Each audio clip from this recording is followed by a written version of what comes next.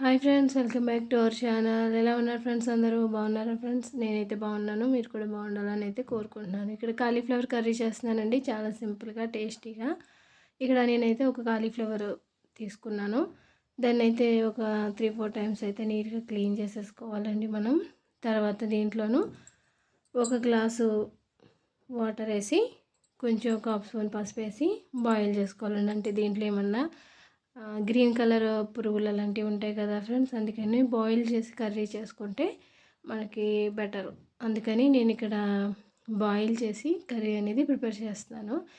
మరి ఎక్కువసేపు కాకుండా ఒక 1 మినిట్ లేదా 2 మినిట్స్ అంతే, ఇంకా అంతకు మించి అయితే బాగా మెత్తగా అయిపోతాయి ఫ్రెండ్స్. అందుకని చూసారండి, ఇదిగో నేను చూపించిన విధంగా ఇలా అయితే సరిపోతుంది. మనం ఒక జాలి తీసుకొని దాంట్లోకి కాలీఫ్లవర్ అనేది మనం తీసేసుకోవాలి వాటర్ లేకుండా.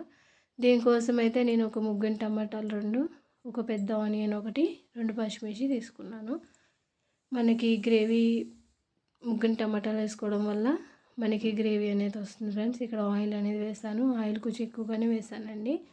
మనం కట్ చేసుకున్న ఉల్లిపాయ పచ్చిమిర్చి దీంట్లో వేసేసుకొని ఇవి మంచి బ్రౌన్ కలర్లో వచ్చేదాకా ఫ్రై చేసుకోవాలి.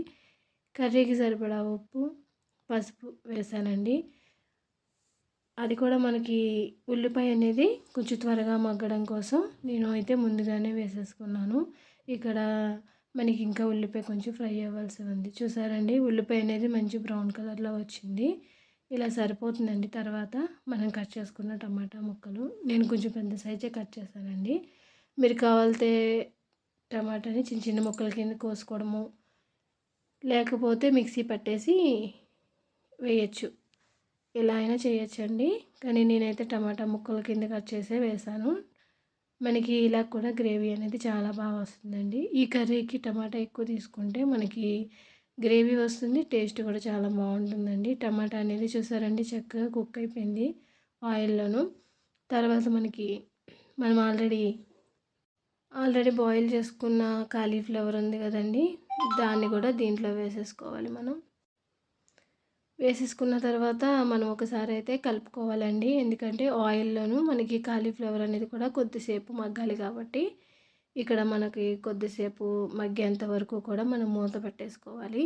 ఆ తర్వాత ఇంకా లాస్ట్లో మనం ఒక స్పూను లేదా 2 స్పూన్లు కారం ఎక్కువ తినేదాన్ని బట్టి ఉంటుందండి.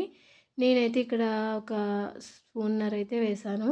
తర్వాత ధనియాల పొడి ఒక స్పూన్ అయితే వేసాను. జీలకర్ర పొడి అయితే వేయలేదండి, ఎందుకంటే ఆల్రెడీ నేను జీలకర్రని వెల్లుల్లిపాయ అనేది నేను కచ్చా పచ్చగా దంచుకుని రోల్లోనే వేసుకున్నాను కాబట్టి నేనైతే వేయలేదు. జీలకర్ర పొడి అయితే మీరైతే కావాలితే మళ్ళీ వేసుకోవచ్చండి. మనం అన్ని కారం ధనియాల పొడి అన్నీ వేసిన తర్వాత మళ్ళీ ఒకసారి అయితే కలుపుకోవాలి. కలుపుకున్న తర్వాత ఒక 1 మినిట్ 2 మినిట్స్ అండ్ కారం అంతా కూడా మనకి కాలీఫ్లవర్కి కలిసేంత వరకు కలుపుకోవాలి. తర్వాత దీంట్లో ఒక గ్లాస్ వాటర్ సరిపోతుందండి.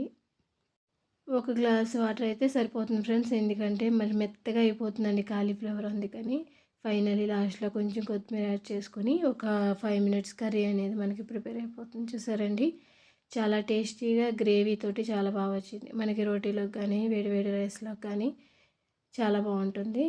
ఫైనలీ నేను చేసిన కాలీఫ్లవర్ టమాటా కర్రీ ఎలా ఉందో కామెంట్ చేయండి, లైక్ చేయండి, షేర్ చేయండి. Bye friends.